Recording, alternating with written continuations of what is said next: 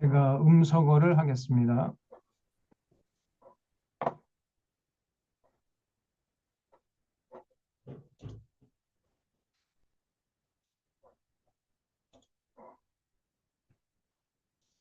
오늘은 신명기 28장 하다가 말았는데, 이제 신명기 28장은 하나님께서 이스라엘 백성들에게 너희들 가나안 땅에 들어가거든 반드시 이렇게 이렇게 살아라. 그래야 거룩한 백성다운 삶을, 그 정체성을 유지할 수 있다. 이렇게 신명기 1장부터 27장까지 말씀했잖아요. 레위기를 다시 반복하면서 거듭거듭, 그래서 신신당부지요. 그래서 신명기입니다. 신자가 반복해서 거듭해서 두 번째로 이런 뜻이라 그랬죠. 그래서 이 가나안 땅에 들어가거든 그런 가나안 땅 사람들처럼 살지 말고 가나안 땅의 문화나 그들의 우상에 휘둘리지 말고 반드시 하나님의 백성답게 이렇게 이렇게 살아라 말씀하셨어요. 그 핵심을 요약하면 하나님을 사랑하고 이웃을 사랑하면서 더불어 살아가는 이런 세상을 만들라는 겁니다. 그렇게 만약에 하나님의 명령을 따라 살면 복을 주겠다는 거야. 복. 그래서 내가 복을 받을 바 아니라 너의 아내도 복을 받고 아들도 복을 받고 딸도 복을 받고 종도 남종도 복을 받고 여종도 복을 받고 내 문 안에 거하는 어떠한 사람도 다 복을 받게 될 것이다. 나가도 복을 받고 들어와도 복을 받고 무엇을 하든지 복을 받고 이렇게 복을 주겠다고 그랬어요. 하나님이. 참 평안과 그 복의 핵심이 뭐냐면 마음의 평안과 기쁨과 참 자유함과 같이 이렇게 살아가는 거예요. 영적으로 육적으로 건강하게 살아가는 이런 복을 음, 누리게 하겠다. 그리고 그렇게 한 사람 한 사람이 그렇게 건강하게 살아가면 그 사회가 평화롭지요. 그리고 그 나라는 국력이 강해집니다. 그리고 어떤 나라도 침범치 못하는 강인한 나라가 되는 거죠. 그런 복을 주겠다는 거예요. 그래서 여기 28장 7절에 보면 비록 이방 족속들이 쳐들어온다 할지라도 그들이 한 길로 들어왔다가 일곱 길로 도망가게 해주겠다는 거예요. 그러니까 걸음아 날 살려라 그러면서 그냥 막 꽁무니가 빠지게 도망치도록 그렇게 강인한 나라를 누리게 하겠다. 그래서 여기 7절 보면 한 길로 왔다가 일곱 길로 도망하리라 했어요. 그래서 여러분 하나님의 명령을 지키는 것이 개인의 행복과 사회의 평화와 국력의 부강을 위한 지름길이다. 그렇게 말씀하신 거예요. 네, 만약에 그 하나님의 명령을 지키지 않을 때는 어떻게 하느냐? 그러면 정반대의 현상이 일어나는 거죠. 너도 저주받고, 네 아내도 저주받고, 네 아들도 딸도, 네 집안에 있는 남종이나 여종도 다 저주받게 될 것이에요. 뭘 하든지 뭐 되는 일이 없고, 그러면 그 개인이 불행해지고, 그럼 불행한 사람들이 많아지면 그 사회가 불안해지죠. 그리고 그러면 이제 그 나라는 국력이 약화돼요. 그러면 주변에 있던 열방들이 이제 그 나라를 만만히 보면서 쳐들어오는 거지요. 그러면 이방 나라의 식민지로 전락될 수밖에 없잖아요. 그렇게 되겠다는 거예요. 그래도 정신 못 차리면은 하늘에서 하나님이 이른 비와 늦은 비를 적당하게 내려주시다가 비를 딱 끊어버려요. 그러면 가뭄이 오죠. 가뭄이 오면 이상 현상이 벌어지는 거죠. 그러면 농사가 제대로 안 돼요. 그러면 기근이 옵니다. 굶주림이 와요. 그러면 이제 면역력이 약화되면 잘 먹지 못하니까 면역력이 약화되잖아요.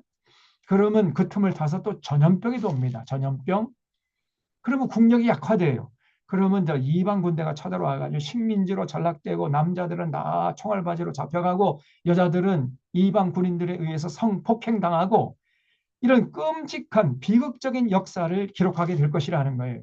그래서 반드시 하나님께서 이스라엘 백성들에게 명령하신 규례와 법도와 그 율법을 지켜서 행하라는 거예요.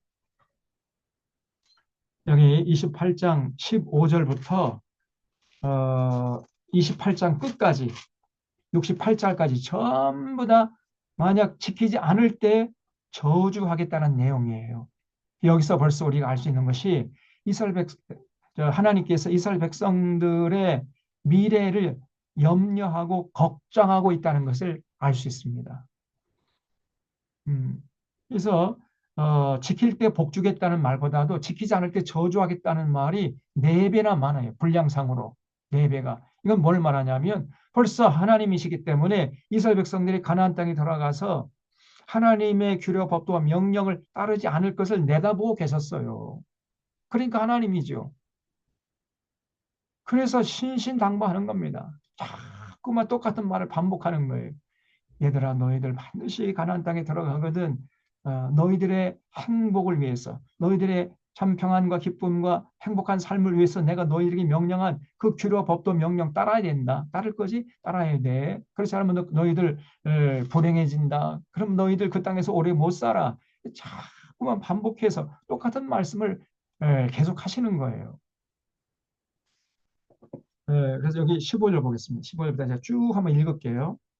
내가 만일 내 하나님 여호와의 말씀을 순종하지 아니하여 내가 오늘 내게 명령하는 그 모든 명령과 규례를 지켜 행하지 아니하면 이게 이제 27장까지 하신 하나님의 명령이죠. 그걸 지키지 않으면 이 모든 저주가 내게 임하며 내게 이를 것이니 네가 성읍에서도 저주받고 들에서도 저주받을 것이고 내 광주리와 떡반죽 그릇이 저주받을 것이고 내 몸의 소생과 내 토지의 소산과 내 소와 양의 새끼가 저주받을 것이고 네가 들어와도 저주받고 나가도 저주받을 것이다.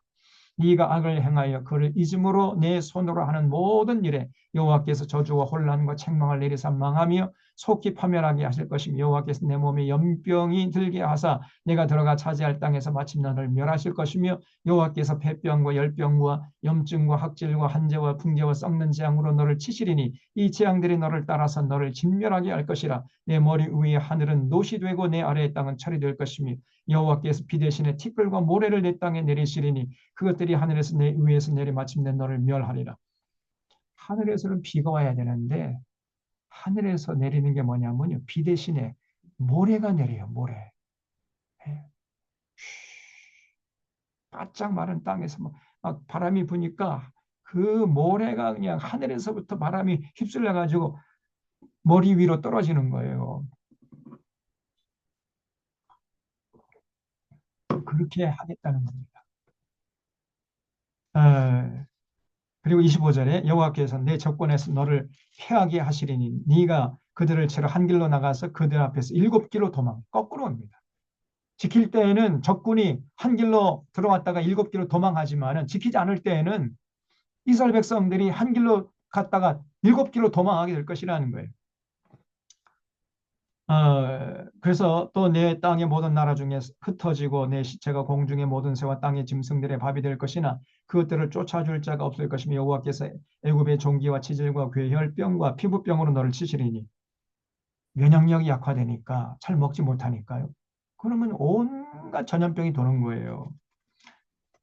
그래서 여호와께서 애굽의 종기와 치질과 괴혈병과 피부병으로 너를 치시리니 내가 치유받지 못할 것이며 여호와께서 너를 미치는 것과 눈 머는 것과 정신병으로 치시리니 맹인이 어두운 데에서 더듬는 것 같이 내가 백주에도 더듬고 내 길이 형통하지 못해 항상 압제와 노력을 당할 뿐이니 너를 구원할 자가 없을 것이며 내가 여자와 약혼했으나 다른 사람이 그 여자와 같이 동침할 것이요 집을 건축했으나 거기에 거주하지 못할 것이요 포도원을 심었으나 내가 그 열매를 따지 못할 것이며 내 소를 내 목전에서 잡았으나 내가 먹지 못할 것이며 내 나귀를 내 목전에서 빼앗겨도 도로 찾지 못할 것이며 내 양을 원수에게 빼앗길 것이나 너를 도와줄 자가 없을 것이며 내 자녀를 다른 민족에게 빼앗기고 종일 생각하고 찾음으로 눈이 피곤하여지나 내 손에 힘이 없을 것이며 내 토지 소산과 내 수고를 얻은 것을 내가 알지 못하는 민족이 먹겠고 너는 항상 압제와 학대를 받을 뿐이리니 이러므로 내 눈에 보이는 일로 말미암아 내가 미치리라. 과거 여러분 우리 조선시대 때에도 그 이렇게 살았잖아요. 국민들, 민초들이. 예? 이 권력자들은 하나님께서 뭐라고 말씀했습니까? 우리 레위기 신명기에서 계속 우리가 살펴봤죠. 절대 권력자들은 권력 남용하지 말고 백성들 위에 군림하지 말아라. 갑질하지 말아라. 그 왕이 된 자는 그 권력을 가지고 백성을 잘 섬겨라. 하나님의 공의와 정의가 강물처럼 흐르는 세상을 만들어 더불어 사는 세상을 위해서 권력자가 더 헌신하고 희생하라는 거라고 하라고 그랬잖아요. 또 재판장은 절대 뇌물 받지 말고 재판을 정직하게 진행하고, 또 제사장은 권력자의 주군으로 하지 말고 하나님 말씀을 올곧게 제대로 잘 선포하고, 또 상인들은 거짓 저울과 거짓 추를 사용해 가지고 부당 이득 취득하지 말고 정직하게 성실하게 장사하라. 이렇게 해서 더불어 살아가는 세상을 만들려고 그랬잖아요. 그런데 그런 하나님의 명령을 지키지 않으면 어떻게 됩니까? 권력자 권력 다 남용하고, 예? 재판장이 전부 다 뇌물 받아먹고 재판을 그냥 엉터리로 집행해 버리고, 상인들은 거짓 저울과 거짓 추를 써가지고 부당 이득 취득하고, 예, 부동산 투기하고 주가 조작하고 뭐 이런 일들이 비일비재하고, 그러면 그 사회가 어떻게 되겠어요? 그러면 그 사회는 이제 법 질서가 무너지고, 그러면 이제 에, 결국은 힘 있는 놈들이 자, 온갖 그 힘을 과시해가지고 무법천지가 돼, 무법천지가. 그러면 이제 국력이 약화되지요. 그런 나라를 누가 지키려고 목숨 걸겠습니까? 이놈의 세상 빨리 망했으면 좋겠다. 이런 탄식이 이 백성들, 민초의 입에서 나오면은요, 그런 나라는 얼마 가지 못해서 진짜 망합니다. 과거에 조선 그랬잖아요. 이 기득권층들, 이 양반들, 이 사대부들이 온갖 권력 남용해가지고 백성들의 고열을 빨아먹었지 않았습니까? 그러니까 나라가 허약한 거예요. 그런 나라를 위해서 누가 목숨을 걸고 싸우겠냐 말이에요. 그래도 뭐 우리 백성들이 다 나라를 지키기 위해서 목숨을 걸고 싸웠으면, 진짜 우리나라 이 백성들은 착해요. 국민들은. 그리고 제가 뭐 그렇게 많은 나라들은 뭐 돌아보지는 않았지만은, 그래도 얼만큼 가볼 만한 나라들은 거의 다 가봤어요. 가본 결과가 뭐냐? 우리나라 국민처럼 성실하고 그리고 정직하고 능력 있는 그런 국민이 없습니다. 부지런하고 손재주가 있고요. 머리가 잘 돌아가고 국민들의 수준이 세계 탑이에요.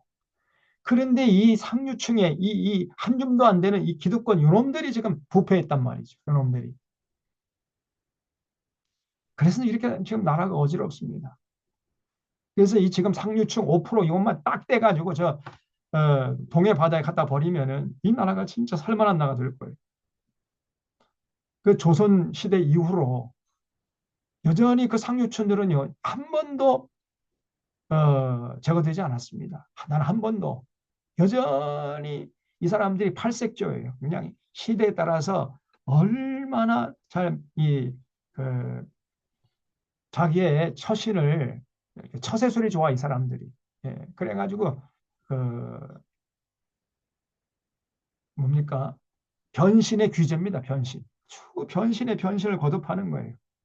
과거에 이 친일파들이 나라를 팔아먹던 놈들이 이제 뭐 그냥 뭐 애국자 반공투사가 돼가지고 자기들이 진정한 애국자인 양, 그러면서 독립을 위해서 희생한 독립군과 그 자손들을 핍박하고 있는 게 오늘 우리의 현실 아닙니까?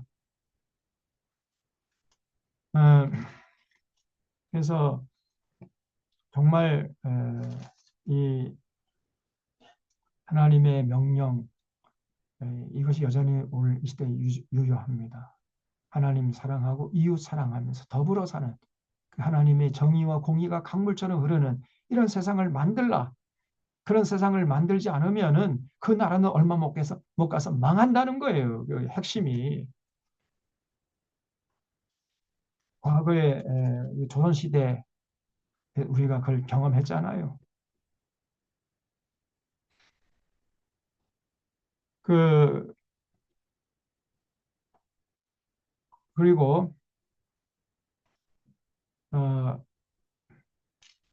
여기 36절 보세요. 여호와께서 너와 내가 세울 내 임금을 너와 내 조상들이 알지 못하는 나로를 끌어가시리니 다시 말해 나라가 망해가지고 왕이 포로로 잡혀가게 된다는 거지요. 지키지 않을 때 내가 거기서 목석으로 만든 다른 신들을 섬길 것이며 나중에 이 이스라엘 백성들이 바벨론으로 포로로 끌려가잖아요. 이 하나님의 약속대로 현실이 되었던 겁니다.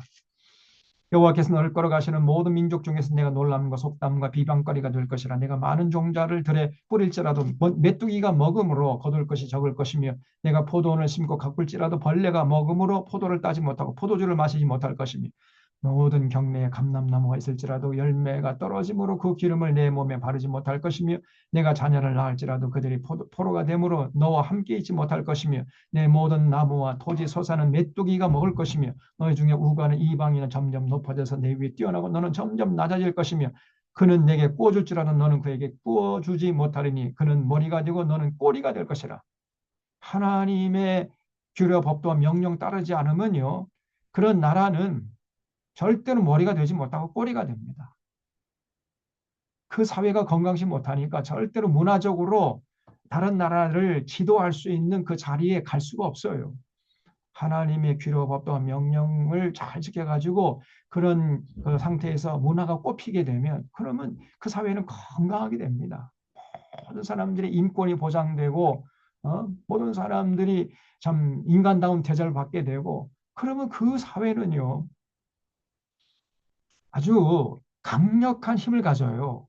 그래서 절대로 이방 민족에게 굴복할 수가 없습니다.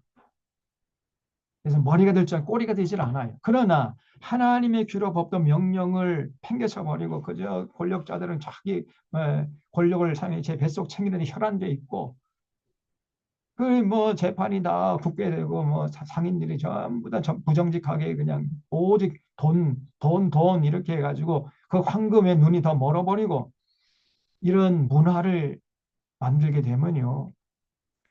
그러면 그런 나라는 절대로 머리가 되지 못합니다.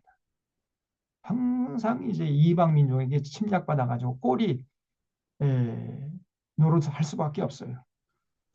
이 말씀이 얼마나 중요한지 알 수 없습니다. 오늘 이 시대에도 이 말씀은 여전히 유효한 거예요. 어, 그래서 여기 45절에 내가 하나님 여호와의 말씀을 청종치 아니하고 내게 명령하신 그 명령과 규를 지키지 아니하므로 이 모든 저주가 내게 와서 너를 따르고 내게 이르러 마침내 너를 멸하느니 이 모든 저주가 너와 내 자손에게 영원히 있어서 표징고 훈계가 되리라.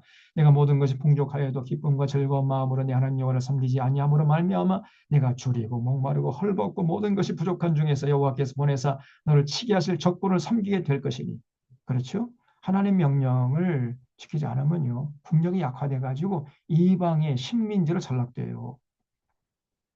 이거는 역사가 증명하는 겁니다. 거기에 대한 기록이 바로 구약 성경이에요. 우리도 그런 역사를 경험했고요.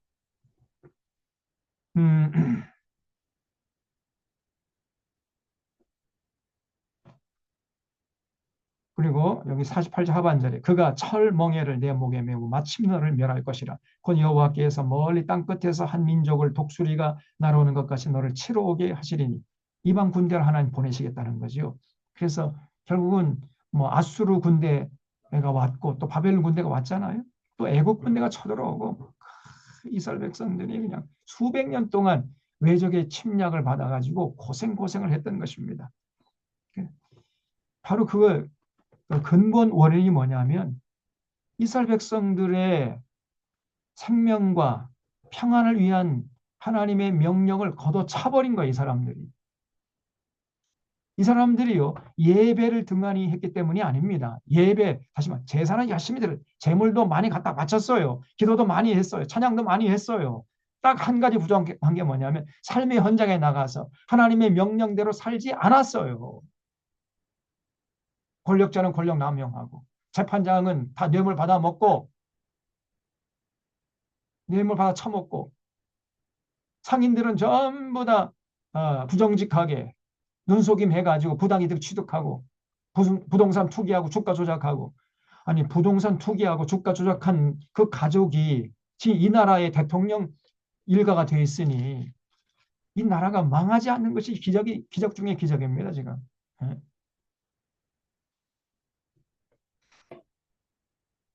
그래서 결국은 식민지로 전락이 돼가지고 적군을 섬기게 될 것이니 그가 철멍에를 내 목에 메고 마침 너를 멸할 것이라. 그 여호와께서 멀리 땅에서 한 민족을 독수리가 나른 것 같이 너를 치러 오게 하시리니 이는 내가 그 언어를 알지 못하는 민족이요 그 용모가 흉악한 민족이라. 노인을 보살피지 아니하며 유아를 불쌍히 여기지 아니하며 내 가축의 새끼와 내 토지의 소산을 먹어 마침 너를 멸망시키며 곡식이나 포도주나 기름이나 소의 새끼나 양의 새끼를 너를 위하여 남겨두지 아니하고 마침 너를 멸절시키리라. 그들이 전국에서 내 모든 성읍을 에워싸고 내가 의뢰하는 높고 견고한 성벽을 다 헐며 내 하나님 여호와께서 내게 주신 땅의 모든 성읍에서 너를 에워싸리니 내가 적군에게 에워싸이고 맹렬한 공격을 받아 곤란을 당함으로 내 하나님 여호와께서 내게 주신 자녀 곧 내 몸의 소생의 살을 먹을 것이라. 너희 중에 온유하고 연약한 남자까지도 그 형제와 그 품의 아내와 그의 남은 자녀를 미운 눈으로 바라보며 자기가 먹는 그 자녀의 살을 그 누구에게든지 주지 아니하리니 이는 내 적국이 내 모든 성읍을 에워싸고 맹렬히 너를 쳐서 곤란하게 하므로 아무것도 그에게 남음이 없는 까닭일 것이며 또 너희 중에 온유하고 연약한 부녀 곧 온유하고 연약하여 자기를 발바닥으로 땅을 밟아보지도 아니하던 자라도 자기 품의 남편과 자기 자녀를 미운 눈으로 바라보며 자기 다리 사이에서 나온 태와 자기가 낳은 어린 자식을 남몰래 먹으리니 이는 내 적군이 내 생명을 에워싸고 맹렬히 쳐서 곤란하게 하므로 아무것도 얻지 못함이리라. 실제로 이런 일들이 일어났잖아요. 나중에 살펴보겠습니다만은 아수르 군대가 쳐들어와 사마리아 성을 에워싸고 바벨론 군대가 쳐들어와고 예루살렘 성을 에워쌌어요. 그러니까 성 안에서 어떤 일이 벌어졌냐면 먹을 것이 떨어져 식량이 다 떨어지니까 굶주림이 왔죠. 굶어 죽어난 사람들이 속출하니까 이제 엄마 아빠가요. 제 새끼를 잡아가지고 솥에 넣어서 삶아서 그 고기를 뜯어먹고 있어요. 네? 그런 아주 비참한 역사를 기록했던 것입니다. 나중에 이제 여러분 다 우리가 이 구약성을 통해서 확인해 볼 거예요. 이 얼마나 비참한 역사냐. 하나님이 이미 다 이렇게 예언했어요. 너희들 이거 안 지키면은 너 이런 꼴을 당할 거야. 그러니 정신 바짝 차리고 너희들의 행복을 위해서 너희들의 개인의 행복과 사회의 평화와 국력의 부강함을 위해서 내가 너희들의 명령한 그 규례와 법도 명령 지켜라. 이렇게 말씀하시는 겁니다. 그래서 그 하나님의 모든 명령 우리에게 유익한 거라 그랬죠. 유익한 거. 우리 귀찮게 하려고 하나님 좋으라고 지키라고 명령하는 게 아니라 우리 좋으라고 우리 이 땅에 사는 동안 행복하라고 영적으로 육적으로 건강하라고 하나님께서 명령하신 거예요. 그러면 그거를 기쁨으로 감사함으로 자발적으로 지키려고 해야죠. 그런데 이 어리석은 이스라엘 백성들이 그 지키기를 힘들어하고 나중에는 그 언약을 팽개쳐 버렸어요. 그 대신에 이 사람들이 가나안 땅에 정착해가지고는 그 가나안 문화에 휘둘리고 가나안 사람들이 섬기는 우상을 섬기고 그러면서 결국은 하나님의 명령을 땅에 짓밟아 버린 거죠. 그러니 뭐 그 사회가 불안해지고 개인은 불행해요. 국력은 약화돼가지고 이렇게 이방 족속에게 짓밟히는 그런 끔찍한 역사를 기록하고 말았던 겁니다. 거기에 대한 기록을 우리가 이제 구약성경을 통해서 자세히 살펴볼 것입니다. 그래서 다 하나님께서 이 신명기에 다 예언을 해놨어요. 이 신명기의 예언대로 구약성경 이스라엘 백성들의 이 1000년 동안의 역사가 진행되었다는 것을 우리가 이제 앞으로 확인할 것입니다.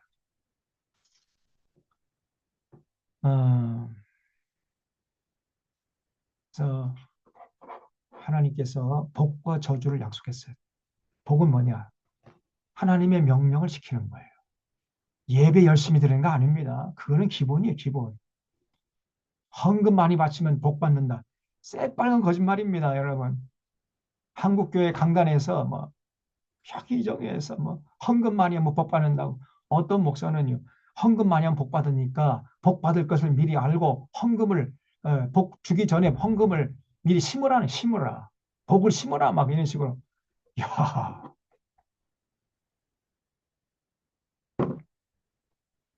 완전히 종교 사기꾼들입니다. 그런 것들이 목사임냐고 행세하고 다니는 거예요. 절대 성경에서 그렇게 말하지 않습니다. 복은 언제 왔느냐? 삶의 현장에서 하나님의 명령대로 살아갈 때, 하나님 사랑하고 이웃 사랑하면서 더불어 사는 세상 위해서 헌신할 때 거기서 받습니다. 그러면 그 복 받은 사람이 하나님께 와서 감사 헌금을 드리는 거예요. 그래서 모든 헌금은 감사 헌금입니다, 여러분. 헌금하면 복 받는 것이 아니라 복 받은 사람이 하나님의 명령을 지켜서 복 받은 사람이 헌금하는 거예요. 이거 하나 여러분 똑바로 정리해야 됩니다. 그 정리 못하고 휘둘린 사람들이 한국교회에 너무나 많아요. 그 저주는 어떤 사람이 만나냐? 하나님의 명령을 팽개칩니다.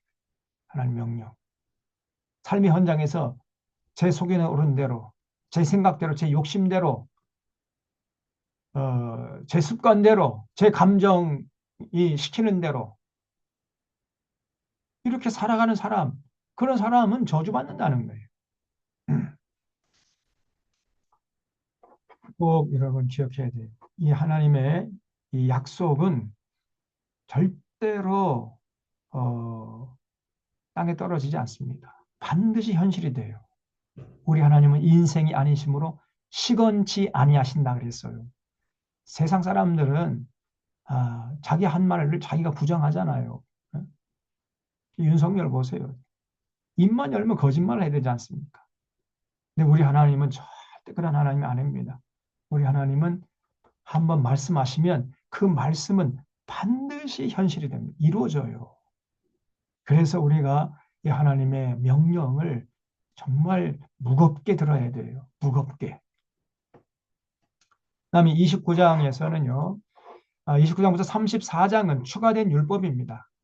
그래서 29장은 이렇게 하나님께서 명령하신 규례법과 명령 이거를 시내산 언약이라고 그래요. 한마디로 말하면 시내산 언약. 시내산에서 하나님께서 이제 이스라엘 백성들과 언약을 체결했다. 말로 한 약속이죠. 언약. 말로 한 약속을 체결했다 해서 시내산 언약이라고 하는데 이 시내산 언약은 모든 사람을 위한 것이라는 거예요. 그 약속한 대상자들, 그 시대 그 사람들에게만 해당되는 것이 아니라 그 자자손손 대대로 그리고 모든 인류 보편적으로 전부 해당된다는 거예요. 여러분과 저에게도 해당되는 건데 우리는 이거보다도 훨씬 더 수준 높은 율법을 지켜야 됩니다. 예수님께서 이 신해산 언약을 훨씬 더 업그레이드 시켜놨어요. 업데이트 시켰어요. 그것이 이제 복음서에 나오잖아요. 산상수훈부터 시작해가지고 예수님께서 공생애 동안에 가르쳐 주신 그 가르침이 이 시내산 언약을 훨씬 더 수준 높여버린 거, 업그레이드 시켰어요. 우리는 그 업그레이드, 그 완성된 율법, 예수님께서 말씀하시기를 내가 율법을 폐하러 온 줄로 생각하지 말아라. 율법을 폐하러 온 것이 아니라 완성하러 왔노라 그랬잖아요. 그래서 완성된 율법, 완성된 하나님의 언약을 지켜야 돼요. 구원받기 위함이 아니라 구원받았기 때문에 예수님의 그 십자가의 은혜로 우리가 구원받았어요. 그래서 하나님의 관계가 회복된 사람은 반드시 세상에 나가서 그 예수님께서 가르쳐 주신 그 가르침대로 살아야 됩니다. 거기에 신앙에 초점을 맞추고 신앙의 열정을 불태워야 돼. 그런 사람이 진짜 신앙인이에요. 그런 사람이 천국의 주인공이 되는 겁니다. 그래서 이 29장 보세요. 14절에 내가 이 언약과 맹세를 너희에게만 세우는 것이 아니라 오늘 우리 하나님 여호와 앞에서 우리와 함께 여기 서 있는 자와 오늘 우리와 함께 여기 있지 아니한 자에게까지이니 우리가 애굽 땅에 살았던 것과 너희가 여러 나라를 통한 것을 너희가 알며 너희가 또한 그들 중에 있는 가정한 것과 목속과 은금의 우상을 받느니라. 너희 중에 남자나 여자나 가족이나 집하나 오늘 그 마음이 우리 하나님 여호와를 떠나서 그 모든 민족의 신들에게 가서 섬길까 염려하며 독초와 쑥의 뿌리가 너희 중에 생겨서 이 저주의 말을 듣고도 심중에 스스로 복을 빌어 이르기를 내가 내 마음에 완악하여 젖은 것과 마른 것이 멸망할지라도 내게는 평안이 있으리라 할까 함이라. 이런 자들을 우리 하나님이 분노하시는 거예요. 이런 자를 여호와는 사하지 아니하실 뿐 아니라 그 위에 여호와의 분노와 질투의 불을 부으시며 또 이 책에 기록된 모든 저주를 그에게 더하실 것이다. 여호와께서 그의 이름을 천하에서 지워버리시되 여호와께서 곧 이스라엘 모든 지파 중에서 그를 구별하시고 이 율법책에 기록된 모든 언약의 저주대로 그에게 화를 더하시리라. 그렇죠? 그래서 지금 이 모세 앞에 서 있는 가나안 땅을 목전에 두고 있는 출애굽 2세대들 유대인들에게만 해당되는 것이 아니라 그 후에 태어날 그 유대인의 후손들 그리고 모든 보편적인 인류 모든 사람들에게 이게 유효하다는 거예요. 여기 15절에 우리와 함께 여기 서 있는 자뿐 아니라 오늘 우리와 함께 여기 있지 아니한 자에게까지도 다 포함된 명령이라는 겁니다. 그래서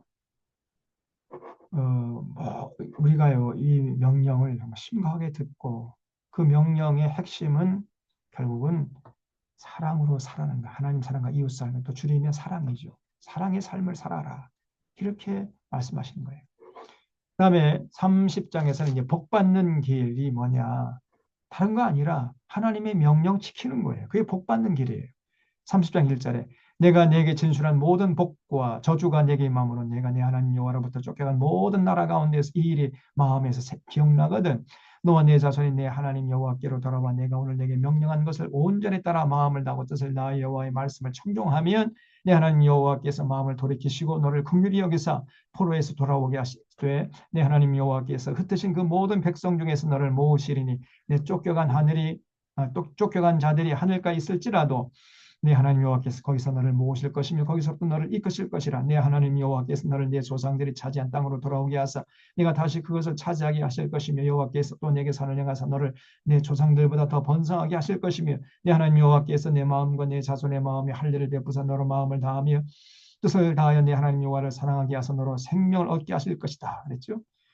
그래서 만약에 지키지 않다가 하나님의 진노로 이제 나라가 망하고 포로로 잡혀간다 할지라도 그 포로에 잡혀간 그곳에서 회개하고 하나님의 명령을 생각해 가지고 하나님의 명령대로 살게 되면 하나님께서 다시 다 불러 모아 가지고 고국으로 돌아오게 하시겠다는 거예요. 그래서 결국은 이 약속이 이스라엘 백성들의 그대로 이루어지죠. 이스라엘 백성들이 바벨론 포로로 잡혀갔다가 결국 70년 만에 예루살렘으로 돌아오는 이런 역사를 기록하잖아요. 벌써 30장에서 다 예언해 놨어요. 그래서 여기 8절에 너는 돌아와 다시 여호와의 말씀을 청종하고 내가 오늘 내게 명령하는 모든 명령을 행할 것이라. 그래서 하나님의 관심은 뭐냐면요. 제사에 있는 게 아니에요. 제사. 예배에 드리는 거 아닙니다. 예배 드리는 건 물론 그 중요하죠. 그러나 그 예배가 의미가 있으려면 그 전에 삶이 뒷받침돼야 돼요. 삶이. 삶의 현장에서, 가정에서, 직장에서, 사업장에서, 인간관계 속에서 거기서 하나님의 뜻을 받들고 살다가 와서 예배 드려야 그 예배가 유효한 것이지. 삶의 현장에서 멋대로 자기 감정에 충실하게 참 감정 시키는 대로 말하고 싶으면 말해버리고 말하고 싶지 않으면 안 말해버리고 마음이 좀 상처받았다고 뾰루통에 그냥 또 삐져버리고 또 이웃을 뒤에서 험담하고 욕하고 싸우고 다투고 시기하고 질투하고 이렇게 살다가 와가지고 예배 드린다 한들 그 예배를 우리 하나님이 기뻐 받으 계신 절대 아닙니다. 우리 하나님이 오히려 분노하세요. 분노. 그래서 삶이 뒷받침되지 않는 제사, 삶이 뒷받침되지 않는 예배, 이거는요, 무효일 뿐 아니라 하나님은 분노케 하는 거예요. 그래서 끊임없이 성경에서 강조하는 것은 삶을 바쳐라, 삶을. 그래서 로마서 12장에서도 내 몸을 드려라. 이것이 너희가 드릴 영적 예배니라 그랬어요. 삶의 현장에서 우리가 하나님 뜻 받들어 살아가는 거예요. 이게 우리 몸을 드리는 거예요. 하나님께서 우리를 구원해 주신 다음에 예수 그리스도를 보내주셔서 구원해 주신 다음에 요구하는 것은 우리의 헌금 아닙니다. 우리의 돈을 요구하는 게 아니에요. 아니 이 모든 것이 하나님의 것인데 뭐 하나님이 뭐 돈이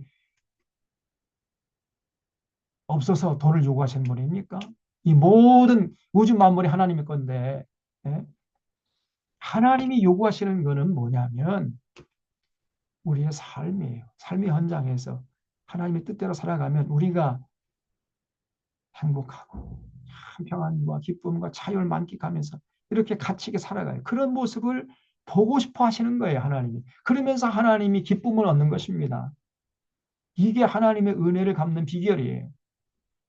제가 이번 주에 벌써 설교 준비한 걸 다 말씀드렸습니다. 지금 신명기 30장, 31장 가지고 이번 주 설교하려면 딱 여기 맞았네.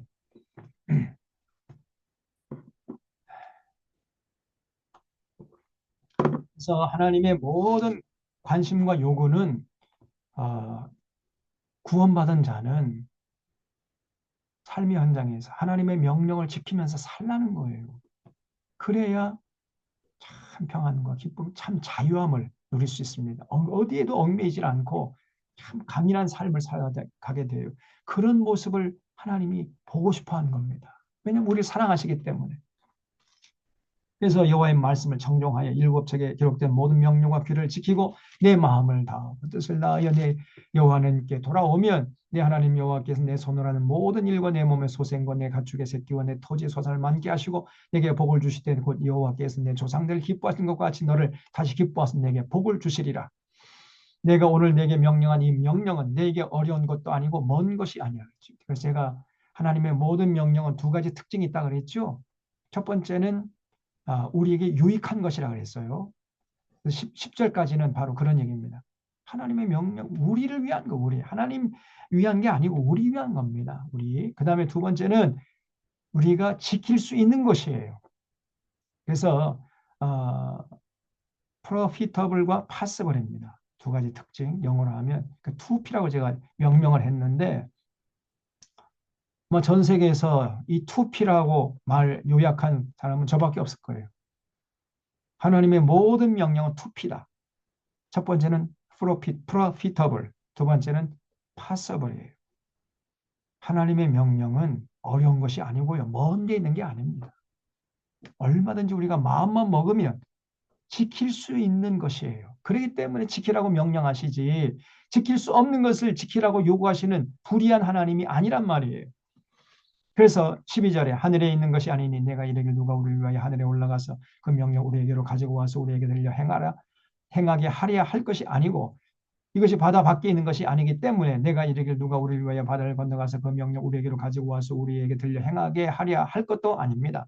오직 그 말씀이 내게 매우 가까워서 내 입에 있으며 내 마음에 있은즉 네가 이를 행할 수 있느니라. 거기 줄 쳐주십시오. 14절. 하나님의 모든 명령은요 매우 가깝습니다.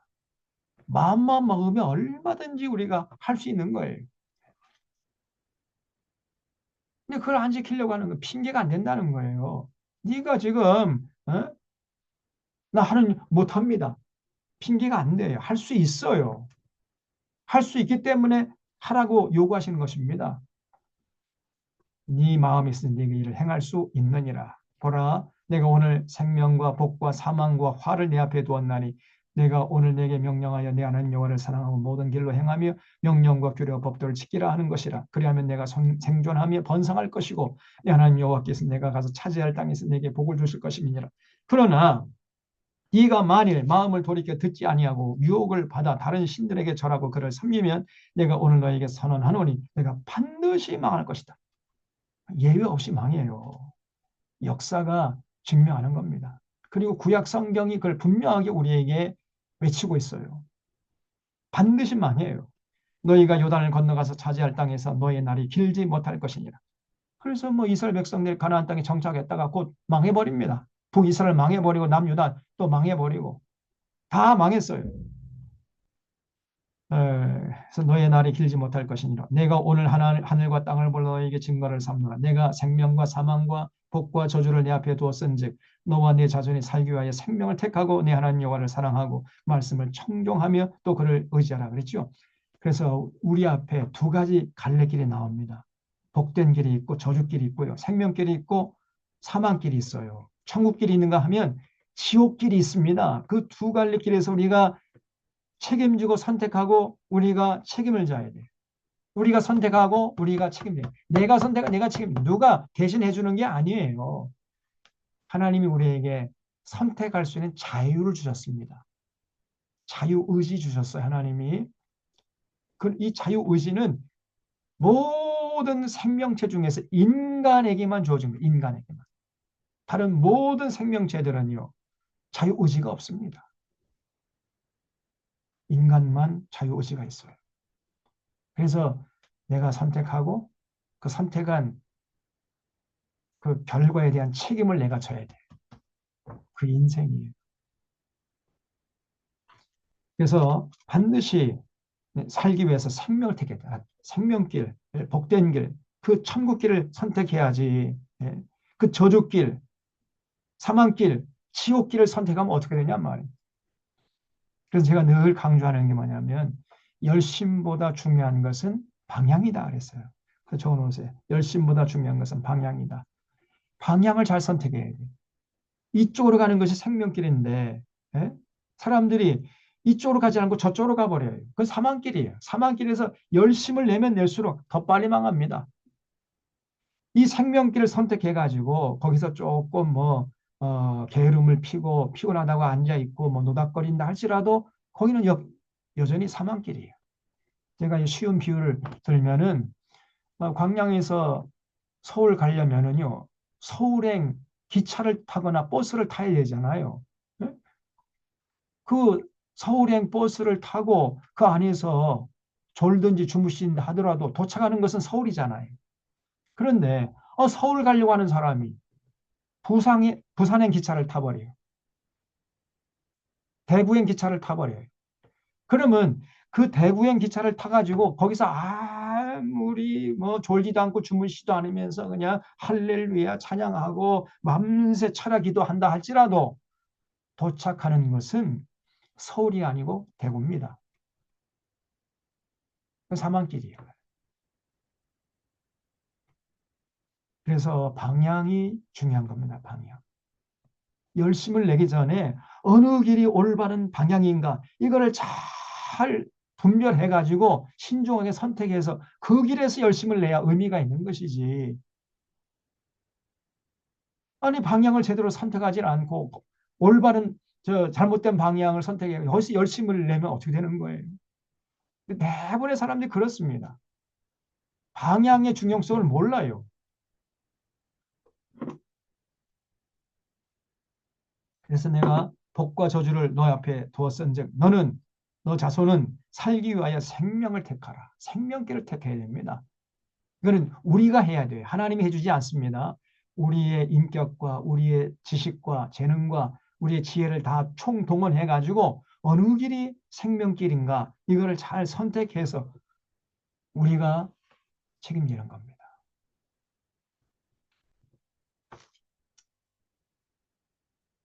자, 그래서 우리가 이제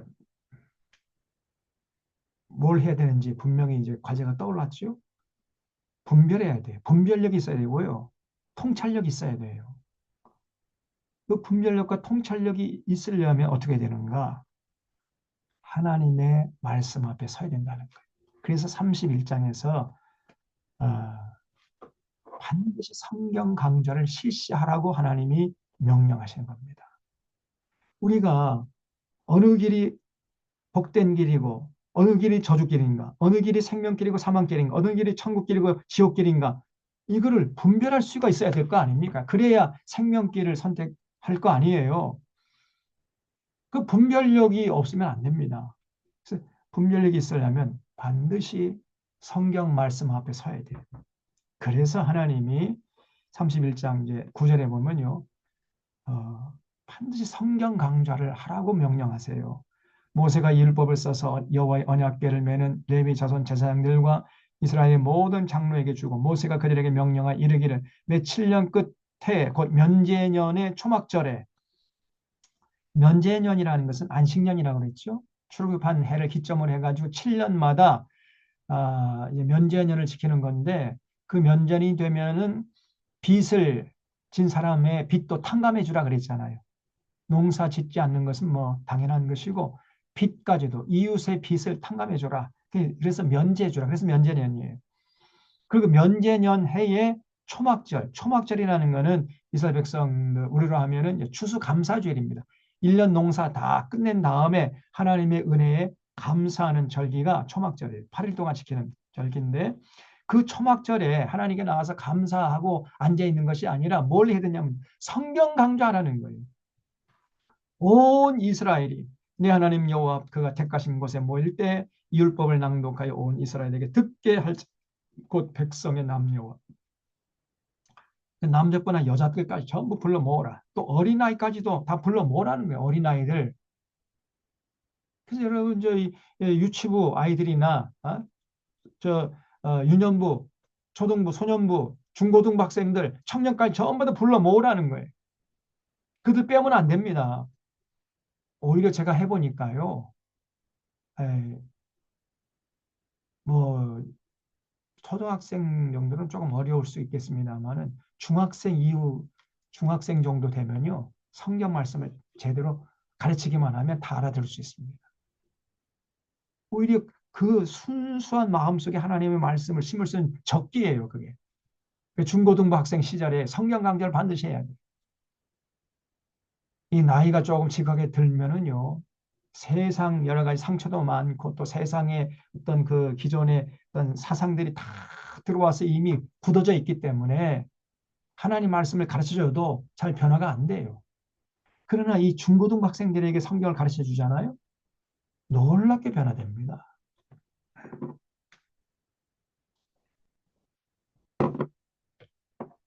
그래서 백성의 남녀와 어린이 또 불러 모으고 심지어 내 성읍 안에 거류하는 타국은 이방인까지 전부 불러 모으고 그들에게 듣고 배우고 내 하나님 여호와를 경외하며 율법의 모든 말씀을 지켜 행하게 하라. 그 성경 강조하라는 거예요. 하던 백성들 전부 불러 모아가지고 그 초막절 8일 동안 당시의 성경이라는 거는 율법서죠. 창세기, 출애굽기, 민수기, 신명기 이 5권 가지고 8일 동안 여러분 우리가 이제 다음 주에 성경 강좌 하려고 하는데 월요일부터 어, 목요일까지 4일 동안 아침 9시부터 오후 5시까지 하루 8시간 할 건데 그러기만 해도요. 그 이번에는 이제 서신서하고 요한계시록 다 할 겁니다. 다 할 수 있어요. 지난 봄에는 이제 복음서 했고 이번에 또 이제 한번 하면은 서신서하고 요한계시록 자세하게 할 수 있습니다. 그 정도로 시간이 넉넉해요. 그리고 이제 다음에는 이제 구약 성경 이렇게 하면요. 뭐 2년에 한 번씩 얼마든지 할 수 있는 거예요. 하루에 저 뭐냐 한 주간에 그 4일씩만 2번 해도 그러면 8일 아닙니까? 그 1년에 8일만 하면은 얼마든지 창세기 요한계시록까지 다 할 수 있단 말이죠. 그 당시에 뭐 율법서 요 창세기 출애굽기 민수기 신명기 5권 8일 동안 못 하겠습니까? 그래서 결국은 이 성경 강좌의 궁극적인 목적이 뭐냐면요. 하나님의 말씀을 듣고 배워서 여호와를 경외, 사랑하고 그 뜻을 따르는 그래서 삶의 현장에서 그 말씀을 지켜 행하게 하는 데에 초점이 맞춰져 있는 겁니다. 여기까지 가야 돼요. 하나님의 말씀, 이 성경책은 연구하기 위한 목적의 책이 아니고 실천을 위한 책이라는 걸 잊지 마셔야 됩니다. 또 너희가 요단을 건너가서 차지할 땅에 거주할 동안에 이 말씀을 알지 못하는 그들의 자녀에게 듣고 여호와 하나님 여호와 경외하기를 배우게 할지니라. 그래서 한 번만 하고 끝내는 것이 아니라 매 7년마다 안식년, 연제년이 될 때마다 그 초막절에 8일 동안에 성경 강좌 계속 지속적으로 실시하라는 거예요. 그래서 너도 지킬 뿐 아니라 너의 자손들, 내 아들, 딸들, 내 손자, 손녀들도 다 그렇게 계속해서 하나님의 명령을 지키면서 살도록 하라는 것입니다. 그래야 우리에게 분별력이 생기고 어떤 길이 생명길이고 어떤 길이 사망길인지 어떤 길이 복된 길이고 어떤 길이 저주길인지 이게 분별이 돼요. 창세기부터 요한계시록까지 여러분 성경을 보는 안목이 열리잖아요. 그건 진짜라니까요. 복된 길과 저주길이 딱 보입니다. 아, 지금 저 사람은 지금 생명길을 걷고 있구나. 아, 저 사람은 지금 사망길을 걷고 있는데 자기만 모르고 있구나. 이게 분별이 됩니다. 내가 지금 어느 길을 걷고 있는가. 자기 스스로도 자신을 돌아볼 수 있게 돼요. 그러한 영안을 갖게 됩니다. 그래서 우리가 성경 강조하는 거, 성경 학교 지금 이렇게 지금 금요일 날 피곤한 시간에 모여서 하나님 말씀을 지금 배우려고 하는 것입니다. 이 말씀이 그대로 지금 여러분 현실이 되는 거예요.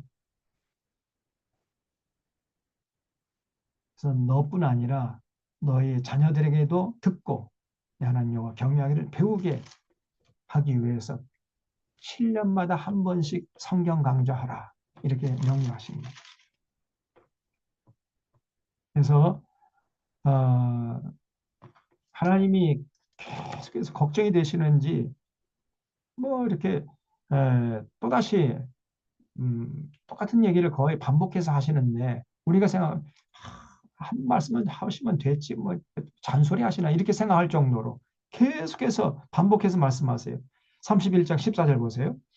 여호와께서 모세에게 이르시되 내가 죽을 기한이 가까웠으니 여호수아를 불러 함께 회막으로 나오라. 내가 그에게 명령을 내리리라. 모세와 여호수아가 나아가서 회막에 선 여호와께서 구름 기둥 가운데 장막에 나타나시고 구름 기둥은 장막문 위에 머물러 있더라. 또 여호와께서 모세에게 이르시되 너는 내 조상과 함께 누우려니와 이 백성은 그 땅으로 들어가 없나니 그 땅에 이방 신들을 따름이 일어날 것이고 나를 버리고 내가 그들과 맺은 언약을 어길 것이라. 벌써 하나님이 훤히 이스라엘 백성들이 무슨 짓을 할 것인가를 바라보고 계세요. 벌써 예견 하고 계신단 말이죠. 하나님은 하나님이시니까 뭐 볼 수 있는 거죠. 그래서 계속 똑같은 얘기를 반복하세요. 걱정되니까. 그래서 17절에 내가 그들에게 진노하여 그들을 버리며 내 얼굴을 숨겨 그들에게 보이지 않게 할 것인즉 그들이 삼킴을 당하여 허다한 재앙과 환란이 그들에게 임할 때 그들이 말하길 이 재앙이 우리에게 내리면 우리 하나님이 우리 가운데 계시지 않은 까닭이 아니냐 할 것이라. 또 그들이 돌이켜 다른 신들을 따르는 모든 악행으로 말미암아 내가 그때에 반드시 내 얼굴을 숨기리라. 그러므로 이제 너희는 이 노래를 써서 이스라엘 자손들에게 가르쳐 그들의 입으로 부르게 하여 이 노래로 나를 위하여 이스라엘 자손들에게 증거가 되게 하라.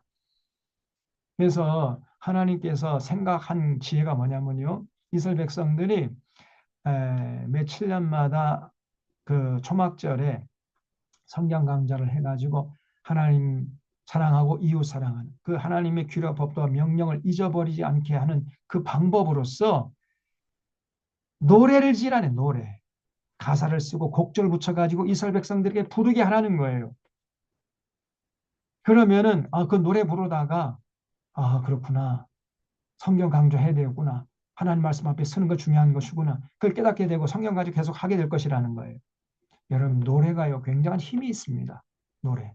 음악이요 굉장히 힘이 있는 거예요. 그래서 군대에 들어가면 제일 먼저 하는 것이 다른 거 아니라 군가 배우게 군가. 사나이로 태어나서 할 일도 많다만 제가 육군병장 엄병장이에요. 제가 군에 가서 이 제일 먼저 하는 것이 이 군가 배우는 거예요. 군가. 제가 지금 세상에서 좀 노래 좀 좋아하다가 갔기 때문에 제가 내무반에서 맨 뽑혀가지고 맨 앞에 선차하는 사나이 내무반에서 아침에 일어나자마자 군가 부르고 잠 자기 전에 군가 부르고 자고 그러면서 이 의식이 그 정체성이 확립이 되는 겁니다. 내가 군인이구나. 정체성이 확립이 돼요. 그래서 하나님께서 제시한 방법이 뭐냐면요. 가사를 쓰고 곡절 붙여가지고 이스라엘 백성들의 노래를 부르게 하는 거예요. 그래서 나를 잊지 말게 하고 하나님의 언약을 잊지 않도록 하라. 이렇게 명령했습니다. 음악이 중요해요. 음악. 그래서 여러분 그 식물에게도 노래를 들려주잖아요. 특별히 클래식 음악 같은 걸 여러분 그 비닐하우스 같은데 그런데 하는 사람들 그 클래식 음악을 들려주면은 식물들이요 잘 자랄 뿐 아니라 열매도 풍성하게 맺힙니다. 그런데 막 쥐창 찢어지는 듯한 막 락 음악 이런 거 들려주잖아요. 그러면 그 열매도 굉장히 거칠고 맛이 없어지고 그래요. 그리고 식물도 뭐 시들해지고 그 음악이 사람들의 영혼을 울릴 뿐 아니라 그 식물들에게도 영향을 미친다니까요. 그거는 전부 다 과학자들이 이미 밝혀낸 겁니다. 제가 하는 말이 아니에요. 그 정도로 우리 하나님께서 음악의 중요성을 이제 우리에게 제시한 거죠. 그래서 30절 이하를 보면은 32절 이제 쭉 모세가 하나님의 제안을 받고 노래를 만들어 가지고 이스라엘 백성들에게 부르게 했다는 거죠. 그 내용이 이제 그 가사가 30절부터 시작해 32장 1절 32장 전체가 바로 그 노래. 여기 32장 1절 보면 하늘이여 귀를 기울이라 내가 말하리라. 땅은 내 입의 말을 들을지어다. 내 교훈은 비처럼 내리고 내 말은 이슬처럼 맺히나니 연한 풀 위에 가는 비 같고 채소 위에 단비 같도다. 내가 여호와의 이름을 전파하리니 너희는 우리 하나님께 위엄을 돌릴지어다. 그는 반석의 신이 그가 하신 일이 완전하고 그의 모든 길이 정의롭고 진실하고 거짓이 없으신 하나님이시니 공의로우시고 바르시도다. 자, 이런 노래를 가사 써가지고 곡조 붙여가지고 부르게 하라는 거예요. 아, 그래서 여기 5절에 그들이 여호와를 향하여 악을 행하니 하나님의 자녀가 아니요 흠이 없고 삐뚤어진 세대로다. 어리석고 지혜 없는 백성아 여호와께 이같이 보답하느냐. 그는 내 아버지시요 너를 지신 이가 아니시냐. 그가 너를 만드시고 너를 세우셨도다. 옛날을 기억하라. 역대의 연대를 기억하라. 내 아버지에게 물으라. 그가 내게 설명할 것이요 내 어른들에게 물으라. 그들이 내게 말하리라. 아, 그러면서 이제 8, 9절 여호와의 분깃은 자기 백성이라 야곱은 그가 택하신 기업이로다. 여호와께서 그를 광무지에서 짐승이 부르짖는 광야에서 만나시고 후유하시며 보호하시며 자기의 눈동자같이 지키셨도다. 마치 독수리가 자기의 보금자리를 어지럽게 하며 자기의 새끼 위에 너풀거리며 그의 날개를 펴서 새끼를 받으며 그의 날개 위에 그것을 엎는 것 같이 여호와께서 홀로 그를 인도하셨고 이스라엘 백성들을 하나님께서 독수리 날개로 업어가지고 미디안 광야 지나가게 하셨다 이런 표현을 하잖아요. 이렇게 하나님이 이스라엘 백성들이 은혜를 베푸셨는데 이스라엘 백성들은 어떻게 앞으로 반응할 것이냐? 다른 게 아니에요. 여기 15절 보세요. 그런데 여수론이 기름짐에 발로 차버려. 하나님의 은혜를 발로 차버립니다. 다시 말하면 하나님과 맺은 언약을 전혀 지키지 않는 거예요. 여기 여수론이라는 거는 올바른 자 이런 뜻인데 이스라엘 백성을 의미합니다. 이스라엘 백성들이요. 배부르고 등 따스우니까 하나님과 맺은 언약을 발로 차버렸습니다. 절대 이런 짓 하지 말라고 지금 하나님께서 그 가사 쓰고 곡조 붙여가지고 노래 부르라 그랬어요. 기름진 발로 찼도다. 내가 살찌고 비대하고 윤택함에 자기를 지으신 하나님을 버리고 자기를 구원하신 반석을 업신여겼도다. 예나 지금이나 똑같습니다. 우리 한국교회도 우리가 좀 가난할 때, 못 살 때는요, 교회가 건강했어요. 그런데 이제 그 국민 소득이 10,000불이 넘어서고 20,000불 넘어서고 그러면서 하나님의 은혜가 없어도 뭐 나는 살아갈 수 있습니다. 왜냐하면 돈이 하나님이 되어가는 거예요. 돈이. 예. 그러니까 하나님 의지하기보다도 돈을 더 의지하는 거예요. 그러니까 점점 이제 교회당이 변질되기 시작하고 교회당이 텅텅 비어가는 거예요. 사람들이 자기 할 짓 다 하고 또 시간 남으면 이제 교회 오고 하나님 앞에 나와서 예배 드리는 것 제1 우선순위가 아니에요. 제1 우선순위는 자기 하고 싶은 거, 자기 그 스케줄에 따라서 다 하다가 이제 시간 남으면 교회 와서 예배 드리는 거예요. 그러니까 신앙생활이 이제 악세사리가 되어가는 거예요. 악세사리가. 가난할 때는 목숨 걸고 교회 나와가지고 하나님께 예배 드리고 기도하고 또 하나님 가르치고 배우고 또 삶의 현장에 나가서 그 실천하려고 애를 쓰다가 그렇게 건강한 교회에서 한국 교회가 과거에 여명과 혁명과 운명이라는 그 정진호 교수가 지은 책 거기 보세요. 그 우리 선교 초기에 한국 교회가 건강했습니다. 그때는 전체 인구수의 뭐 1%, 2%밖에 안 됐어요. 예수 믿는 사람들이. 근데 그 사람들이 정말 세상의 빛과 소금 역할을 감당했던 것입니다. 그 3.1 운동도 한국 교회가 있었기 때문에 가능했던 거예요. 그리고 독립투사들 거의 대부분이 믿는 자들이 많았어요. 나라와 목숨을 위해서 자기 가정을 희생하고 자기 한 목숨, 생명도 다 희생하면서 투쟁했거든요. 이랬던 교회가 한국교회입니다. 그런데 이제 한국교회가 배부르고 등 따스우니까 이제 교회가 텅텅 비어가기 시작하고, 그리고 또 남아있는 사람도 변질이 돼. 이 자본주의가 그대로 한국교회 안에 들어와 가지고 예수 그리스도께서 앉아 계셔야 할 그 자리에 금송아지가 떡 앉아 있는, 금송아지가. 예수님을 섬기는 것이 아니라 금송아지를 섬기고 있다 그 말이에요, 지금.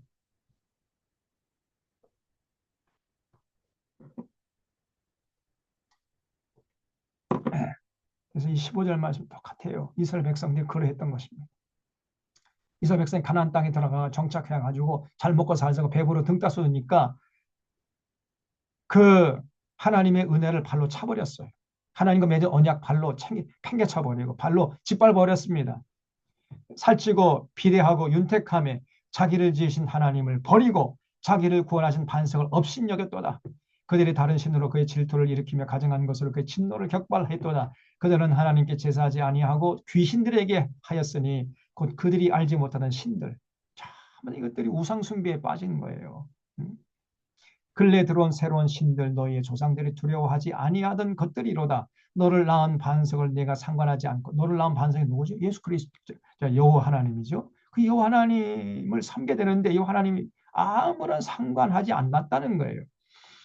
너를 내신 하나님을 내가 잊었도다. 그러므로 여호와께서 보시고 미워하셨으니 그 자녀가 그를 경노하게 한 까닭이로다. 그가 말씀하시기를 내가 얼굴을 그들에게 숨겨 그들의 종말이 어떠함을 보리니 그들은 심히 패역한 세대요 진실이 없는 자녀임이로다. 그들이 하나님이 아닌 것으로 내 질투를 일으키며 허무한 것으로 내 진노를 일으켰으니 나도 백성이 아닌 자로 그들에게 시기가 나게 하며 어리석은 민족으로 그들의 분노를 일으키리로다. 그러므로 내 분노의 불이 일어나서 수월의 깊은 곳까지 불사르며 땅과 그 손을 삼키며 산들의 터도 불타게 하는도다.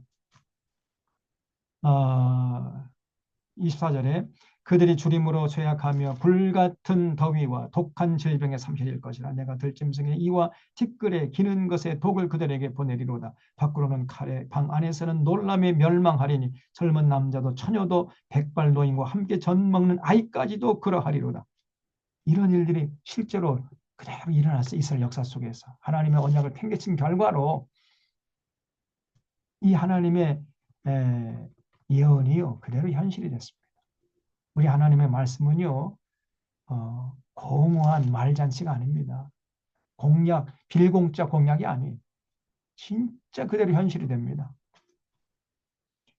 그래서 내가 그들을 흩어서 사람들 사이에서 그들에 대한 기억을 끊어지게 하리라 하였으나 혹시 내가 원수를 자극하여 그들의 원수가 잘못 생각할까 걱정하였으니 원수들이 말하기를 우리의 수단이 높음이 여호와가 이 모든 것을 행함이 아니라 할까 염려하며 그들은 모략이 없는 민족이라 그들 중에 분별력이 없도다. 만일 그들이 지혜가 있어 이것을 깨달으면 자기들의 종말을 분별하였으리라. 그들의 반석이 그들을 팔지 아니했고 여호와께서 그들을 내주지 아니하셨더라면 어찌 하나님 하나가 천을 쫓으며 둘이 만을 도망하게 하였으리. 진실로 그들의 반성이 우리의 반석 같지 아니하니 우리의 원수들이 스스로 판단하도다.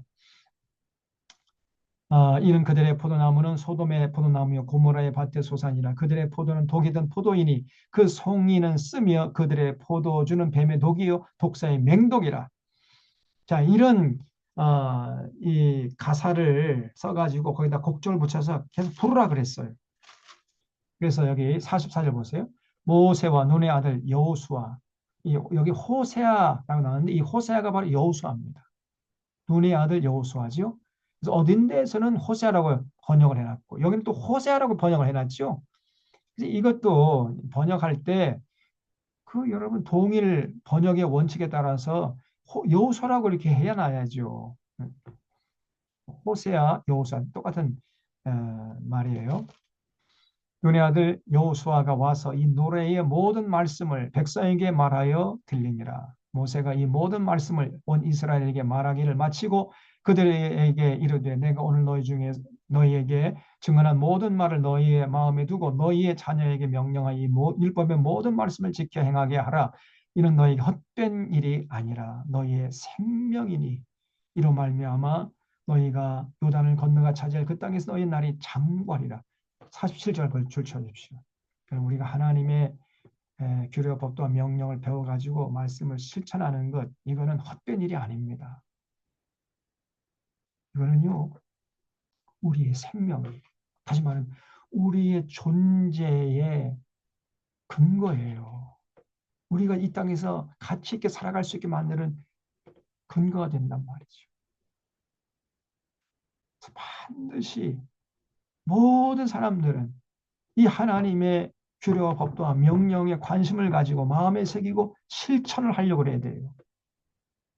그러면 이 땅이요, 민주주의 그대로 이루어집니다. 민주주의. 성숙한 민주주의를 누릴 수 있어요.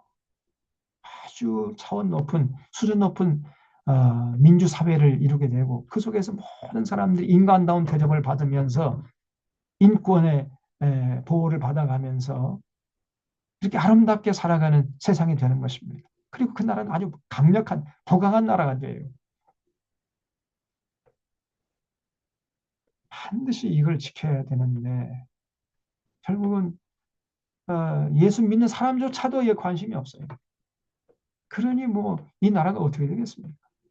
믿지 않은 사람들이야 뭐 자기 욕심 따라서 세상 부귀영화 출세 뭐 그냥 더 긁어 모으려고 하고 수단방법 가리지 않고 이렇게 눈에 불을 켜고 살아간다 할지라도 그 사람들은 하나님 믿지 않은 사람들이니까 그렇거니 이해가 돼요. 그러나 하나님을 믿는다고 하는 사람들 그렇게 살면 안 되는 거 아닙니까?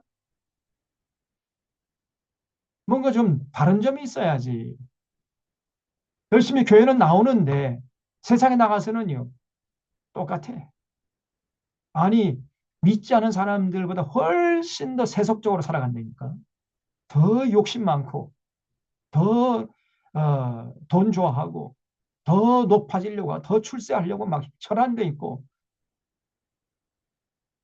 그렇게 살아가는 삶을 잘 사는 삶으로 생각한단 말이에요. 아니, 가치관이 벌써 달라야 돼요.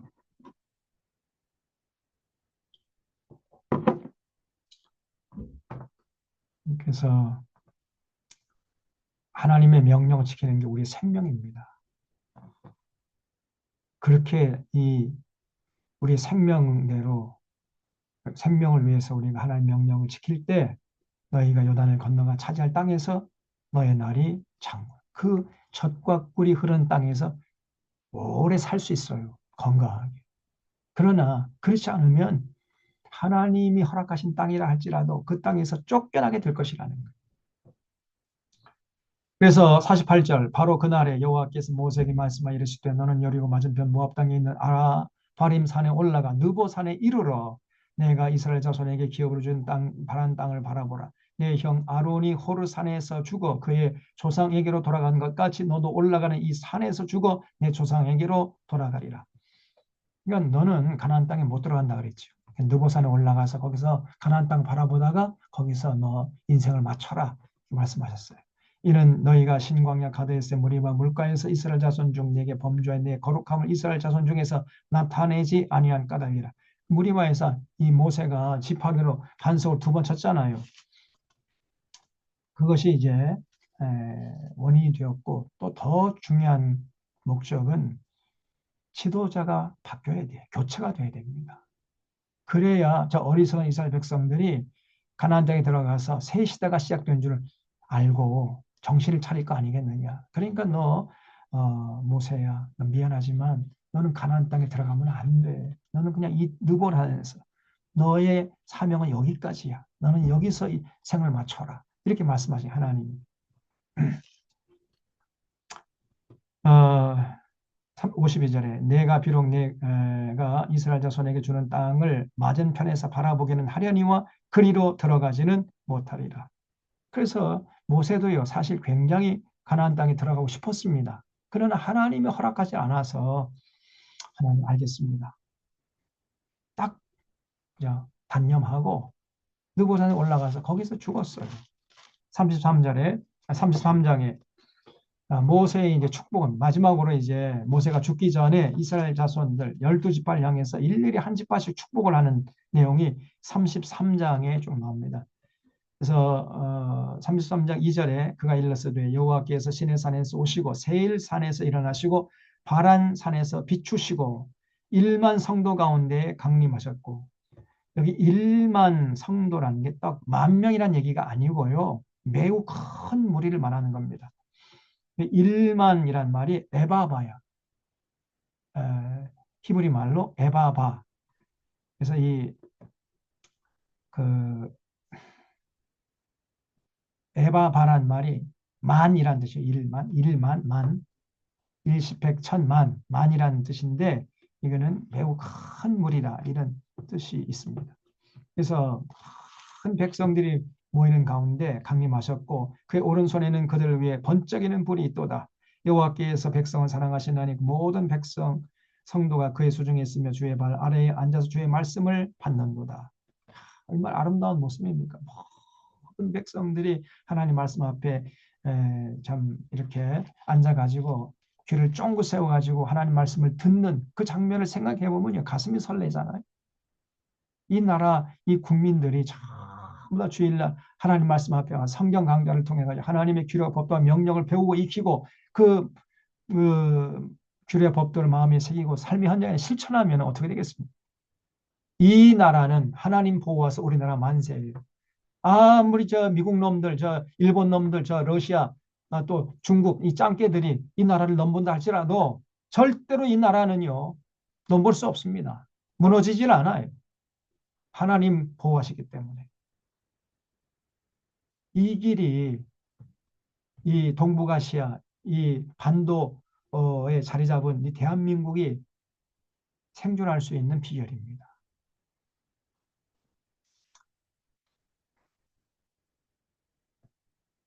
그래서 여기 이제 6절에 보면 르우벤, 7절에 유다, 8절에 레위, 12절에 베냐민, 13절에 요셉, 그다음에 에브라임, 므낫세, 18절에 스볼론, 이사갈, 그다음에 20절에 갓, 22절 단, 23절에 납달리, 24절 아셀.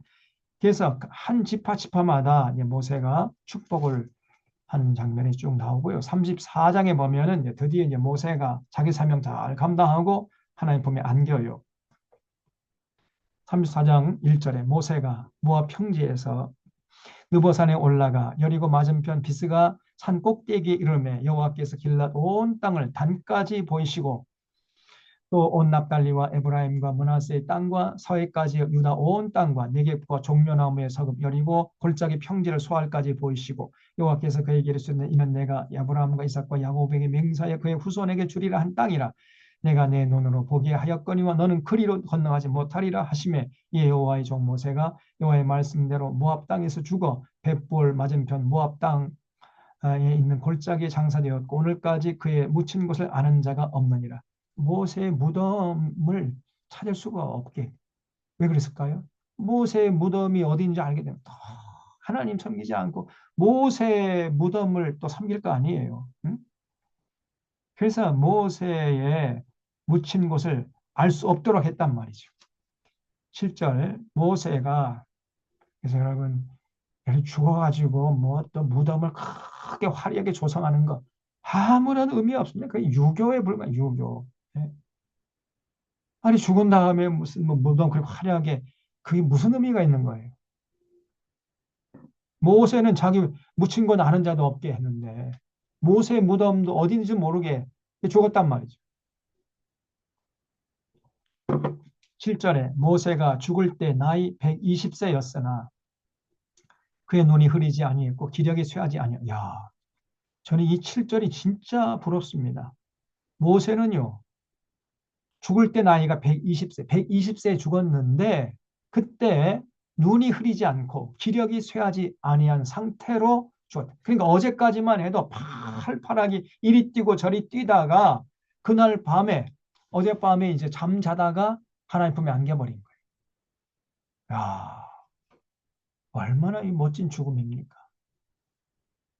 여러분도 아니 뭐 여러분 아직 나이가 이렇게 뭐 많이 안 됐으니까 그런 기도할 필요 없지만 저는 뭐 이제 살 날이 얼마 안 남았으니까 지금 저도 어이구 이거 제가 정말 잘 죽어야 되겠다. 죽을 때 예, 눈이 흐리지 않고 기력이 쇠하지 않고 어제까지만 팔팔하게 주님의 일을 하다가 잠자듯이 하나님께 가는 거예요. 하루도 앓지 않고 이렇게 가게 되면 얼마나 좋을까. 요즘 그런 생각을 하게 되고 그런 삶을 위해서 기도하고 있어요. 정말 아름다운 죽음이죠. 모세가 참 부럽지 않아요? 120세까지. 그런 말이 9988234. 99세까지 팔팔하게 살다가 2, 3일 앓다가 죽자. 그게 234예요. 9988234. 그게 시중에 지금 뭐 농담거리로 지금 유행하고 있지만은 그것도 괜찮죠. 9988. 99세까지 팔팔하게 살다가 2, 3일 앓다가 또 이제 자손들 또 갑자기 가버리면 좀 아, 조금 좀 서운하니까 2, 3일 앓다가 그냥 하나님 품에 안기는 그것도 괜찮은 거죠. 9988234. 아니면 모세처럼 120세까지 팔팔하게 눈이 흐리지 않고 귀가 막히지 않고 기력이 쇠하지 않고 이렇게 건강하게 주님에 위해서 일하다가 하룻밤 사이에 하나님 품에 안기는 거예요. 모세가 그렇게 죽었습니다. 그래서 이스라엘 자손이 모압 평지에서 모세를 위하여 애곡하는 기간이 끝나도록 모세를 위하여 30일을 애곡하니라. 모세가 눈의 아들 여호수아에게 안수하였으므로 그에게 지혜의 영이 충만하니 이스라엘 자손이 여호와께서 모세에게 명령하신 대로 여호수아의 말을 순종했더라. 그래서 모세의 리더십이 여호수아에게도 온전히 전가되었다는 거죠. 그 후에는 이스라엘의 모세와 같은 선지자가 일어나지 못하였나니 모세는 여호와께서 대면하여 아시던 자요 여호와께서 그를 애굽 땅에 보내사 바로와 그의 모든 신하와 그의 온 땅의 모든 이적과 기사와 모든 큰 능력과 위엄을 행하게 하시며 온 이스라엘의 목전에서 그것을 행한 자이더라. 자, 이렇게 해서 이제 신명기를 살펴봤습니다. 결론은 율법의 핵심은 하나님 사랑과 이웃 사랑이죠. 그래서 구원받은 이스라엘 백성의 개인의 행복과 사회의 평화와 국가의 부강을 위한 법이었습니다. 이거를 레위기 2장 5절에서는 생명과 평안의 법이다 그랬어요. 생명. 우리에게 진정을 사람이 사람답게 살 수 있도록 만들어주고 그 사회가 평안하게 만들어주는 원리로서 주어진 것이 그것이 하나님의 규례와 법도와 명령, 한마디로 율법이라고 그러는 거예요. 신에서는 언약. 그래서 이걸 지킬 때 반드시 복을 받고 지키지 않을 때는 반드시 개인은 불행해지고 사회는 불안해지고 국가는 국력이 약화되어가 식민지로 전락했던 것입니다. 거기에 대한 기록이 이제 구약성경 그래서 이제 역사서 우리가 이제 쭉 살펴보고 그래서 이제 그런 비참한 역사를 기록할 때마다 하나님 마음이 아프시니까 이스라엘 백성은 다시 돌아오라고 예언자를 보내세요. 예언자. 그래서 역사서와 예언서가 이제 쭉 그 뒤에 기록되어 있는 거예요. 그래서 이스라엘 백성들을 왜 이렇게 출애굽시킨 다음에 곧바로 가나안 땅에 들어가게 하질 않고 40년 동안이나 미디안 광야길로 인도해가지고 거기서 지지고 볶고 했느냐. 왜냐하면 애굽에서 살던 그 노예 근성을 다 벗어버리고 하나님의 거룩한 백성다움 훈련을 시킨 다음에 하나님께서 가나안 땅에 정착시키려고 했던 것이에요. 그래서 사람이 떡으로만 사는 것이 아니라 여호와의 입으로 나오는 모든 말씀으로 사는 줄 알게 하려고 그런 훈련을 받게 하려고 하나님께서 이스라엘 백성들을 40년 동안 광야길로 걷게 하셨다는 겁니다. 그 말씀도 신명기에 나오죠. 그래서 항상 모든 하나님을 믿는 사람들은 이 말씀을 마음에 새겨야 돼요. 우리 하나님 여호와는 하나인 여호와시니 유일하셔요. 우리 하나님. 다른 신 없습니다. 너는 마음을 다하고 성품을 다하고 힘을 다하여 내 하나님 여호와를 사랑해. 사랑하는 게 뭐냐? 눈에 보이지 않는 하나님 어떻게 사랑해? 사랑은 다른 게 아니라 하나님께서 우리 손에 들려준 이 성경 말씀을 통해 진리를 깨닫고 진리 따라 살아가는 거예요. 다른 말로 또 표현하면 하나님의 규례와 법도와 명령, 또 다른 말로 표현하면 예수님께서 가르쳐 주신 그 산상보온, 그 업그레이드 완성된 율법을 지키는 겁니다. 그게 여호와를 사랑하는 거예요. 그게 바로 하나님의 은혜를 갚는 비결이고요. 그러면 그런 사람은 이 땅에 사는 동안에 참 평안과 기쁨과 참 자유를 만끽하면서 아름답게 가치 있게 살아요. 또 그런 사람들이 이 사회에 많아지면 그 사회는 평화로워요. 그리고 그 나라는 부강해집니다. 이게 전부 다 연동되는 겁니다. 연결돼 있어요. 그래서 여러분 우리가 늘 하늘을 봐야 돼요. 하늘. 우리 하나님 사랑해야 됩니다.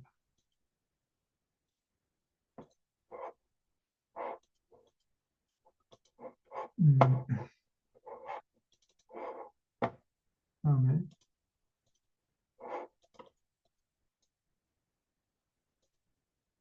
이걸 그 내주자라 그랬죠. 이스라엘 백성들이 내 하나님 여호와를 사랑하라. 이 신명기 6장 4절 말씀을 요 함에다 넣어가지고 이거를 문설주에다 갖다 붙여요.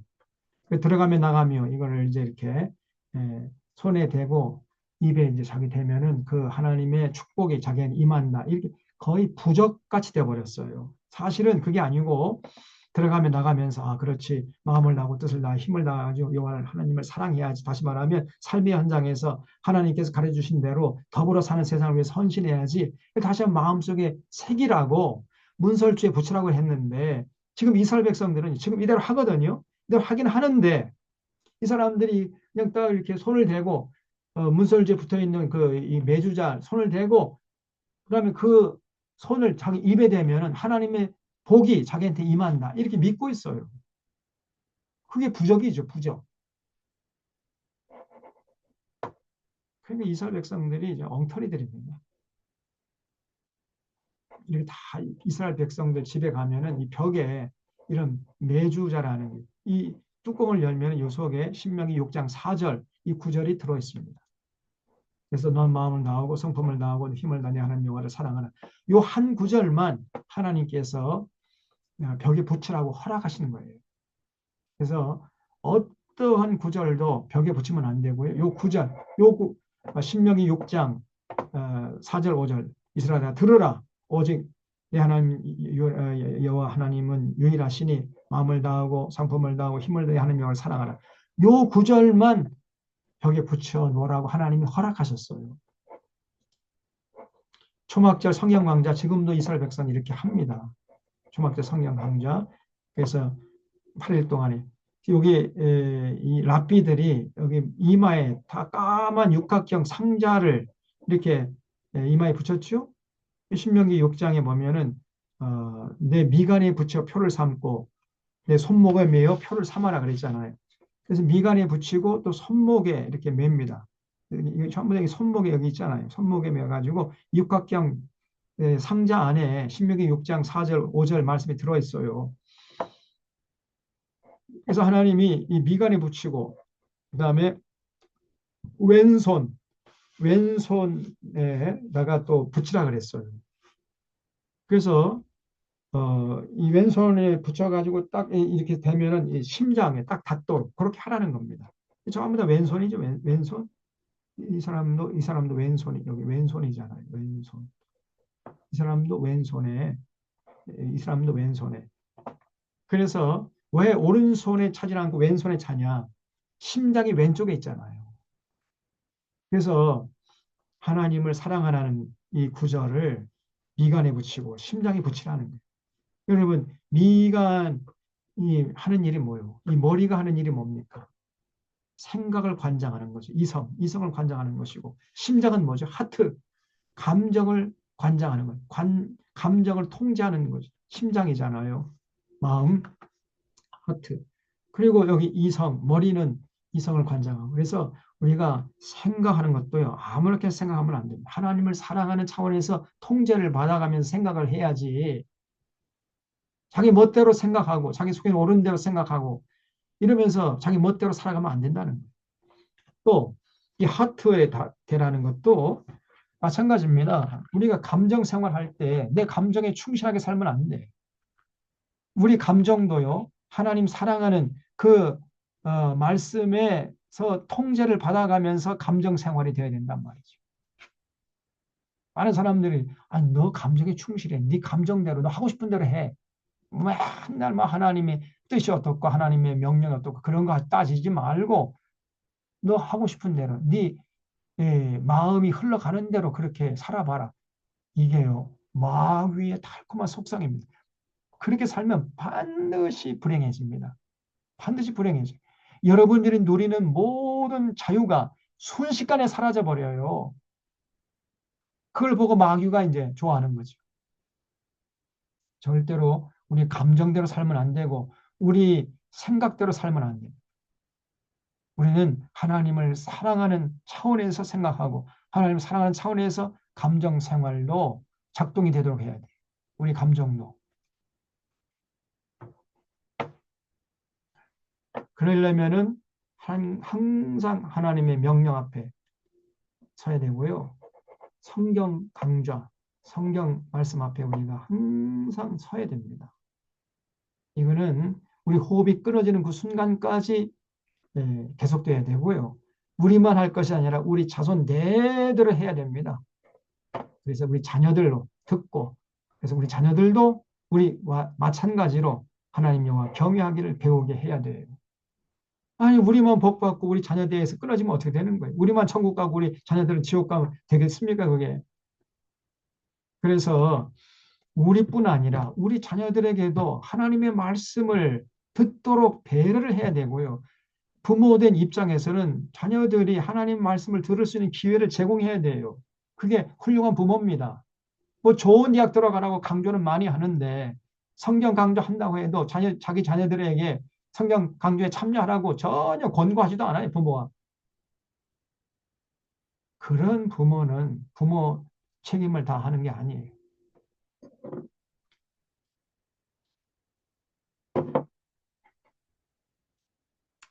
지금도 이스라엘 백성들이 이렇게 성경 강조하고 끝난 다음에 축제를 벌입니다.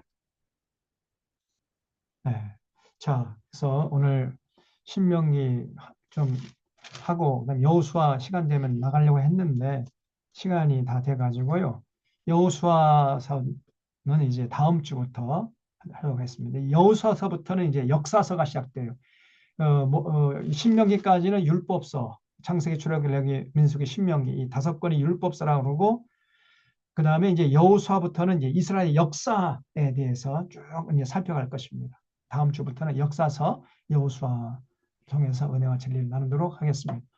자, 이제 하고 기도하고 마치겠습니다. 하나님 아버지,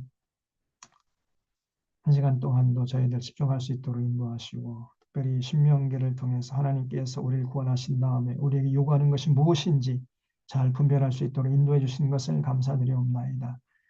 이 어지러운 세상에서, 혼탁한 세상에서 우리가 올바른 분별력과 통찰력을 가지기 위해서 어떤 길이 생명길이고 어떤 길이 저주길인지 분별하기 위해서 언제나 하나님 말씀 앞에 서야 한다는 것을 잊지 않게 하시고 끊임없이 성경 앞에 서서 하나님의 뜻이 어디에 있는지 어떤 길이 생명길이고 어떤 것이 사망길인지 잘 분별할 수 있는 지혜로운 자들 다 되게 하여 주시옵소서. 그래서 그 생명길에서 힘차게 달려서 주님과 동행할 뿐 아니라 주님 주시는 복락을 누리면서 권세 있는 삶을 살아가는 우리 모두가 되게 하여 주시옵소서.